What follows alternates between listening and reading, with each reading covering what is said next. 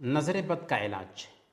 صحیح مسلم کی روایت ہے، اللہ کے نبی صلی اللہ علیہ وسلم نے ارشاد فرمایا، العین حق، نظر لگ جانا حق ہے، ولو کان شیء سابق القدر سبقته العین، کہ نظر لگ جانا حق ہے، اگر کوئی چیز تقدیر کو کاٹ سکتی ہے تو یہی نظر بد ہے۔ نظر لگنا حق ہے، اور کوئی چیز تقدیر پہ بازی لے جا سکتی تھی تو یہ نظر ہے۔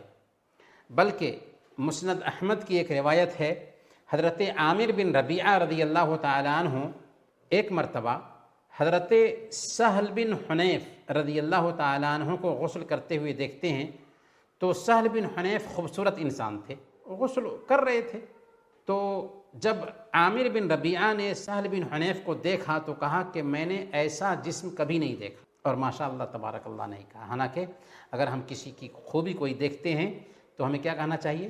ماشاء اللہ تبارک اللہ، ماشاء اللہ تبارک اللہ۔ فوراً اسی وقت وہ گر گئے زمین پر اور حالت خراب ہو گئی۔ اللہ کے نبی صلی اللہ علیہ وسلم کے پاس ان کو اٹھا کر کے لے جایا گیا تو اللہ کے نبی صلی اللہ علیہ وسلم بہت غصہ ہوئے اور کہا، علی ما یقتل احدکم اخاہ، تم میں سے ایک آدمی اپنے بھائی کو قتل کیوں کرتا ہے؟ فإذا رأى أحدكم من أخيه ما يعجبه فليدع له بالبركة، اگر تم میں سے ایک آدمی اپنے بھائی کے اندر کوئی خوبی دیکھتا ہے تو چاہیے کہ وہ اس کے لیے برکت کی دعا کرے۔ پھر اللہ کے نبی صلی اللہ علیہ وسلم نے ان کو حکم دیا کہ وہ غسل کرے، اور غسل کرنے کے بعد پانی دے، اور وہ پانی لے کر کے ان کے بدن پہ گرا دیا گیا، پیچھے سے اثر جاتا رہا۔ تو یہاں پر علاج یہ ہے کہ نظر لگنے سے پہلے ہمیں اگر کسی کی خوبی اچھی لگتی ہے، کوئی بھی چیز، انسان ہو، سامان ہو، بچہ ہو، کسی کو بھی ہم دیکھیں وہ چیز ہمیں بھلی لگتی ہے تو ہمیں کہنا چاہیے ماشاء اللہ تبارک اللہ، یہ پہلی چیز ہے۔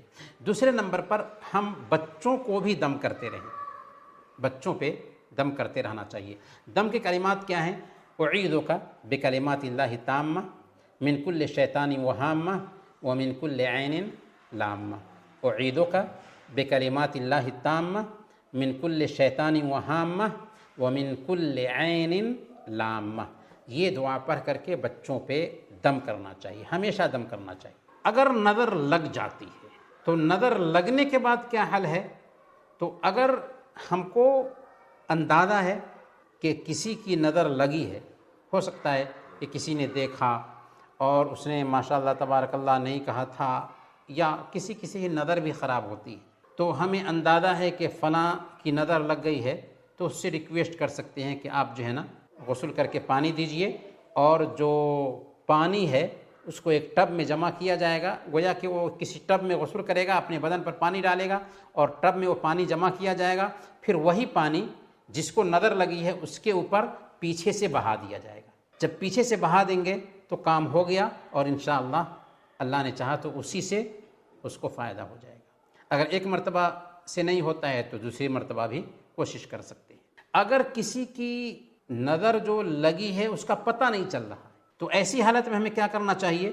ایسی حالت میں ہمیں چاہیے کہ ہم کچھ دعائیں پڑھ کر کے دم کرنے کا اہتمام کریں۔ کون کون سی دعائیں پڑھنی چاہیے اس کے بارے میں بھی ہمیں تفصیل ملتی ہے۔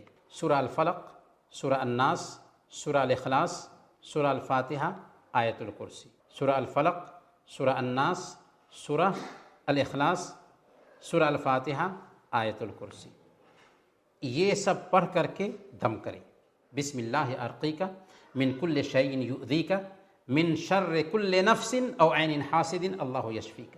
بسم اللہ ارقیک من کل شیء یؤذیک من شر کل نفس او عین حاسد اللہ یشفیک، یہ پڑھ کر کے مریض پہ دم کرنا چاہیے، اللہ نے چاہا تو فائدہ ہوگا۔ اسی طریقے سے سورہ الملک کی پہلی 4 آیتیں، سورہ الملک کی پہلی 4 آیتیں پڑھ کر کے دم کریں، اور سورہ القلم کی آخری 2 آیتیں پڑھ کر کے دم کریں، اللہ نے چاہا تو فائدہ ہوگا۔